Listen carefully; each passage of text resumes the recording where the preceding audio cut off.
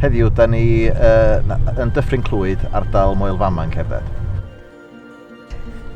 Mae Jill, Sioned, Iestyn, Gweno a dyma Arwr. Aki. Mae'r golygfeydd o fama yn anhygoel. Ar yr amser yma'r flwyddyn, mae'r grig yn ei flodau a mae'n hyfryd yma heddiw ar ddiwrnod braf o haf. Clawdd Offa'n lwybr bendigedig, mae'n llawn hanes a diwylliant a byd natur o'ch cwmpas chi. Mae'n rhywbeth gwahanol o gwmpas bob cornel. Mae o yn lwybr sydd wedi cael ei farcio'n dda iawn, felly mae'n rhwydd i gerdded efo'r teulu, neu fel unigolyn, neu mewn grŵp mawr.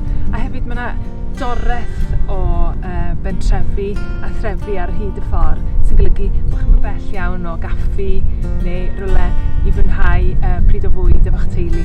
Felly, sy'n ni'n argymell pawb i geisio dod a mwynhau Clawdd Offa.